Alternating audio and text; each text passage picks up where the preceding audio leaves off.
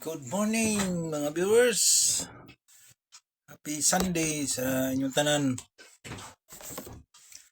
So wala ta ka hunting karon kay init kayo no. So naalay ko i-video karon guys. Bayan sa ko ang naghimo din ko karon og mali ako homemade na ko na himo ng metal detecting pouch. Ani ko na ko gi-customize. Actually ko na siya sling bag ni siya, anak ni siya. Sling bag. Iputol na ko ang iyang kuan dire, dire. Kung iyang rag-ana. Sabihin mo na ko sa pouch. Yung pouch na ko dati, mo ni previous na ko na pouch.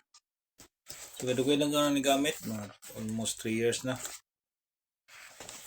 More than 3 years na ako gamit. So, nala ko yung problem maning ang pouch na una na akong gamit, no? Kay okay man siya. Dako siyang space. Sudlan naman siya og tubig dire. Na. Sudlan naman siya kapit batil. Ana. Isa lang kong problema niya. Kanilang kani ang kanto dire kani. Kay kung labi lang mabugat na siya, dugay mo lakaw-lakaw siya dire.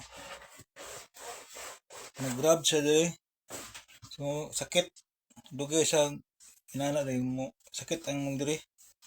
Yung panit kay magsigim sa ganana. Sa sakit sa pin, Tiyo sakit. So mo siya diyang ngit akuglayan paagay na pouch. So mula ni problema na ko rin kanilang So muna kung gi-customize gihimo na bago. Ito di BE pa na ko ni gihimo.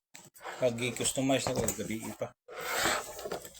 So mo ni siya kung gihimo. O pa na ko ni masulayan.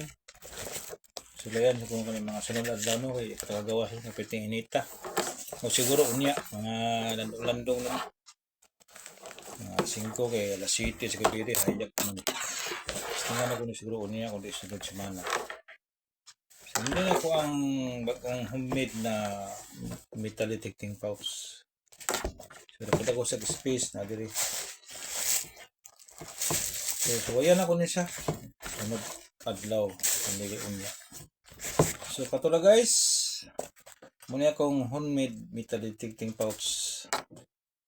So, kung gusto nyo akong video, may adlaw siyong tanan.